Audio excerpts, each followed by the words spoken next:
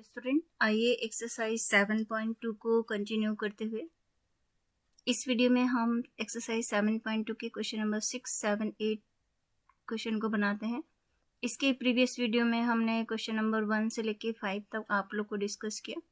तो question number 6 यहाँ पे गिवन है, कंप्लीट द कॉन्ग्रुएंस स्टेटमेंट। तो यदि यहाँ पे हम ट्राइंगल BCA में देखें तो BC की जो साइड लेंथ है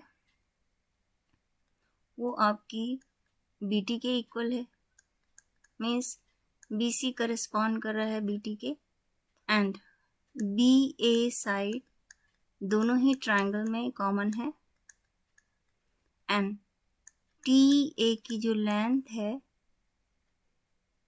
वो आपकी AC के इक्वल है। तो यदि हम इन ट्रायंगल को रोटेट करें तो हम देखेंगे कि B पॉइंट आपका करस्पॉन्ड करेगा B से, A पॉइंट आपका A से ही करस्पॉन्ड करेगा, बट C पॉइंट जो है वो आपका T पॉइंट से करस्पॉन्ड करेगा। तो ट्रायंगल BCA SSS यानी साइड कॉन्ग्रुएंसी से कॉन्ग्रुएंट होंगे। तो पॉइंट B जो है आपका B के ऊपर आएगा, एंड C पॉइंट आपका T के ऊपर आएगा, एंड पॉइंट A जो है पॉइंट A के ऊपर आएगा by the side congruency. Now next इस ट्रायंगल में भी देखें यदि हम, तो हमारे पास गिवन है QT साइड आपकी इस QS के इक्वल है, एंड PQ RS के इक्वल है, एंड PT QR के इक्वल है। तो सबसे फर्स्ट यहाँ पे हम पॉइंट Q के बारे में लें। QRS ट्रायंगल में पॉइंट Q आपका QS और QR के बीच में है, जहाँ पे यहाँ पे 1 पॉइंट मार्क है, यहाँ पे 2 पॉइंट मार्क है।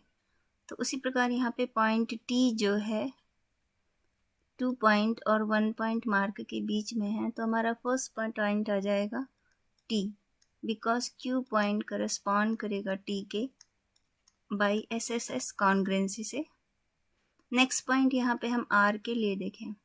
R पॉइंट आपका 1 मार्क और 3 मार्क की जो साइड है उसके बीच में है। तो यहाँ पे P पॉइंट आपका रहा 1 मार्क और 3 मार्क की साइड के बीच में।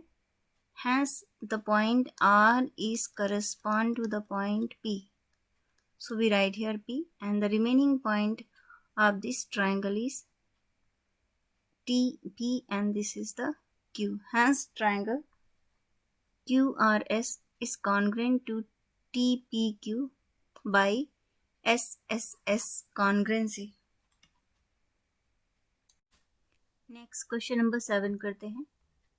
यहाँ पे हमको एक इन स्क्वायर शीट में हमें 2 ट्रायंगल्स ड्रॉ करना है जिनके एरियाज इक्वल हो, लेकिन फर्स्ट पैटर्न में हमारे ट्रायंगल्स क्या होना चाहिए, कॉन्ग्रुएंट होना चाहिए। स्क्वायर शीट मतलब यहाँ पे हमने जो लिया है कि स्क्वायर शीट लिया है। तो आइए 2 ट्रायंगल ड्रॉ करते हैं जिनके एरियाज इक्वल हों और साथ ही साथ वो कॉन्ग्रुएंट भी हों। तो हमारा फर्स्ट हम ले लेते हैं राइट एंगल ट्रायंगल पैटर्न के ट्रायंगल को ले लेते हैं। This is 1, 2 and 3 unit, and then 1, 2, 3 and 4 unit। तो हमारे हाइपोटेन्यूज की जो लेंथ होगी, हम जानते हैं कि 3, 4, 5 हमारे पाइथागोरियन ट्रिपलेट होते हैं। तो ये हमारा जो एरिया भी होगा इसका इक्वल आएगा। नेक्स्ट सेम पैटर्न में हम दूसरे ट्रायंगल को ड्रॉ यदि कर लें, तो इसको यदि हम 4 स्क्वायर यूनिट ले लें, इसको 3 यूनिट ले लें, तो ये दोनों ट्रायंगल हमारे कॉन्ग्रुएंट भी होंगे और साथ ही साथ उनके एरियाज भी इक्वल होंगे, बिकॉज इनके द्वारा जो कवर एरिया आपका होगा वो सेम होगा। एंड और ये ट्रायंगल कॉन्ग्रुएंट भी होंगे क्योंकि हमने ये 4 लिया है, ये 5, ये 3 है, एंड 3, 4, 5 हमारे पाइथागोरियन ट्रिपलेट होते हैं। और ट्रायंगल हमारा कॉन्ग्रुएंट भी आएगा, बिकॉज जब हम एक ट्रायंगल को दूसरे ट्रायंगल के ऊपर रखेंगे तो ये हमारा एक 90 डिग्री का एंगल बन रहा है। तो बाई R, एंड ये हमारी साइड इक्वल है एंड हाइपोटेन्यूज भी इक्वल है। तो बाई RHS कॉन्ग्रुएंसी थ्योरम से हमारा जो ट्रायंगल होगा वो कॉन्ग्रुएंट होगा हम यहाँ पे SSS कॉन्ग्रुएंसी भी लगा सकते हैं क्योंकि तीनों साइड हमारे ट्रायंगल की क्या है, इक्वल है, हैंस इनके एरियाज भी इक्वल होंगे और साथ ही साथ हमारा ट्रायंगल भी क्या होगा, कॉन्ग्रुएंट होगा। ओके, वैसे हम एरिया ऑफ ट्रायंगल को भी फाइंड आउट कर सकते हैं। ये होता है हाफ बेस मल्टीप्लाई हाइट। तो फर्स्ट ट्रायंगल का जो एरिया होगा 4 × 3, इट मीन्स 6 स्क्वायर यूनिट। और सेकेंड ट्रायंगल में भी अगर हम एरिया निकालें तो 1/3 × 4, इट इज़ 6 स्क्वायर यूनिट्स। तो हमारे दोनों ट्रायंगल बाई साइड कॉन्ग्रुएंसी या RHS कॉन्ग्रुएंसी से कॉन्ग्रुएंट भी हैं और साथ ही साथ उनके एरियाज भी क्या हैं, इक्वल हैं। अब सेकेंड पैटर्न में हम उनके एरिया तो इक्वल चाहिए बट हमारे ट्रायंगल जो होना चाहिए वो कॉन्ग्रुएंट नहीं होना चाहिए। तो आइए इस पैटर्न के ट्रायंगल को ड्रॉ करते हैं।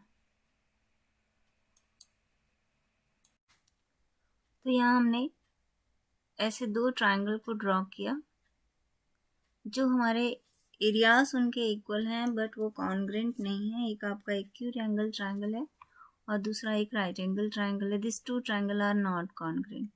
अगर हम इनका एरिया निकालें तो हाफ बेस की लेंथ हमारी यहाँ पे कितनी है, 4, और हाइट लेंथ यदि हम यहाँ पे देखें तो ये हाइट हमारी कितनी आ रही है, ट्रायंगल की एल्टीट्यूड 3 आ रही है। तो 4 × 3 it is 6 square units. And second में भी देखें तो एरिया ऑफ जो ट्रायंगल आएगा, बेस की जो लेंथ है वो 4 है और हाइट की लेंथ हमारी कितनी है, 3। तो area of triangle is 4 × 3 is equal to 6 square units. तो ये दोनों ट्रायंगल के एरिया तो इक्वल हैं बट ट्रायंगल हमारे कॉन्ग्रुएंट नहीं है। एरिया को निकालने का दूसरा प्रोसीजर हमारा ये भी हो सकता है क्योंकि हमने इन दोनों ही ट्रायंगल को स्क्वायर शीट में ड्रॉ कर रखा है।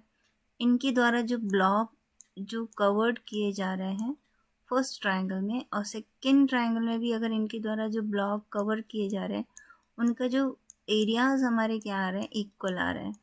Hence these two triangles are equal in area but not congruent. And what can you say about their perimeter? तो जो फर्स्ट ट्रायंगल हमने फर्स्ट पैटर्न में सेकेंड 7th की फर्स्ट क्वेश्चन में ड्रॉ किया था, इसको हमने 3 लिया था और ये हमारा कितना था, 4 था, और ये हमने क्या लिया था, 5 लिया था।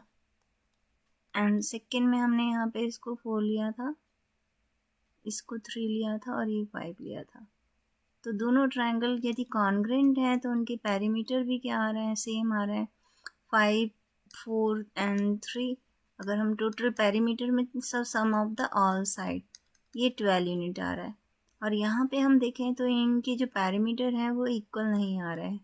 ओके, तो फर्स्ट प्रोसीजर में उनके पेरीमीटर क्या होंगे, इक्वल एरिया है, कॉन्ग्रुएंट भी है, तो उनके पेरीमीटर्स भी हमारे क्या होंगे, इक्वल होंगे। बट यदि इक्वल एरियाज हैं बट ट्रायंगल कॉन्ग्रुएंट नहीं है तो उनके पेरीमीटर मतलब सम ऑफ द ऑल साइड की लेंथ जो होगी हमारी सेम नहीं होगी। ओके, नेक्स्ट क्वेश्चन नंबर 8 में कह रहा है हमें draw a rough sketch of 2 triangles such that they have 5 pairs of congruent parts but still the triangle are not congruent. तो हम सबसे फर्स्ट यहाँ पे देखेंगे कि हमारे जो ट्रायंगल्स हैं वो कॉन्ग्रुएंट नहीं है जबकि उनके 5 पार्ट्स पेयर्स जो हैं इक्वल हैं। ये हमारा 60 डिग्री 60, 30 30, 90 90, ये साइड की लेंथ इसके इक्वल है, ये साइड, बट हमारे ट्रायंगल फिर भी कॉन्ग्रुएंट नहीं है क्योंकि हम सबसे फर्स्ट यहाँ SSS कॉन्ग्रुएंसी भी नहीं लगा सकते क्योंकि ट्रायंगल की तीनों साइड इक्वल नहीं है। Next side angle side congruency भी नहीं लगा सकते, दो साइड और उनके बीच का इंक्लूडेड एंगल जो है डिफरेंट है, यहाँ तो 90 डिग्री तो यहाँ 30 डिग्री है। नेक्स्ट हम एंगल साइड एंगल कॉन्ग्रुएंसी भी नहीं लगा सकते क्योंकि दो एंगल इक्वल होना चाहिए, उनके बीच की इंक्लूडेड साइड इक्वल होना चाहिए। तो यहाँ पे हमारी 90 और 60 के बीच इंक्लूडेड साइड इक्वल है तो यहाँ पे डिफरेंट साइड को लिया है। हियर आल्सो हमारा जो है दो एंगल और उनके बीच की इंक्लूडेड साइड जो है इक्वल नहीं है। सिमिलरली हम यहाँ पे RHS कॉन्ग्रुएंसी भी नहीं लगा सकते क्योंकि इनके हाइपोटेन्यूज की लेंथ जो है इक्वल नहीं है, दोनों ट्रायंगल के हाइपोटेन्यूज की लेंथ डिफरेंट गिवन है। Hence this two triangle are not congruent, जबकि उनके 5 पार्ट्स जो हैं वो इक्वल हैं, फिर भी हमारे जो ट्राइंगल हैं वो कॉन्ग्रुएंट नहीं है। नेक्स्ट क्वेश्चन नंबर 9 हमको गिवन है, if triangle ABC and PQ are to be congruent, name one additional pair of corresponding parts. तो हमें कौन से करस्पॉन्डिंग पार्ट्स हम और इक्वल करें कि हमारा ट्राइंगल कॉन्ग्रुएंट हो। तो हम सबसे फर्स्ट यहाँ देखते हैं कि angle B and angle Q 90 degree है और एंगल C और एंगल R आपको इक्वल गिवन है। यदि हम एंगल साइड एंगल कॉन्ग्रुएंसी का यूज़ करें और दो एंगल और उनके बीच के इंक्लूडेड साइड को इक्वल कर दें, तो एंगल साइड एंगल कॉन्ग्रुएंसी हम कार्टेशियन को यूज़ कर सकते हैं। हैंस ट्राइंगल ABC कॉन्ग्रुएंट होगा, जो पॉइंट सबसे फर्स्ट यहाँ पे देखिए पॉइंट B और Q पर आपका 90 डिग्री है, तो B पॉइंट आपका करस्पॉन्ड करेगा Q से, पॉइंट C जो करस्पॉन्ड करेगा आपका पॉइंट R से।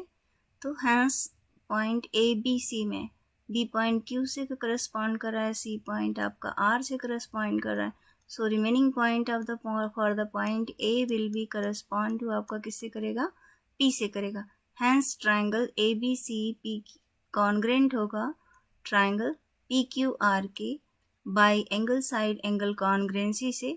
यदि हम वन एक्स्ट्रा पार्ट ले लें, जो भी हमारा BC लाइन सेगमेंट की जो लेंथ होगी वो QR लाइन सेगमेंट के इक्वल हो जाए, तो by angle side angle congruency से हमारे ट्राइंगल कॉन्ग्रुएंट होंगे। नेक्स्ट क्वेश्चन नंबर 10 में हमसे कहता है कि एक्सप्लेन करें why the triangle ABC is congruent to FED।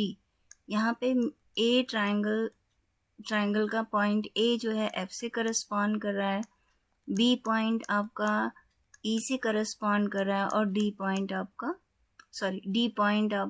Point आपका D से करस्पॉन्ड कर रहा है। ओके, तो पॉइंट A आपका ये वाला जो एंगल है वो पॉइंट F पे बने हुए एंगल के इक्वल है, ये एंगल इस एंगल के इक्वल है।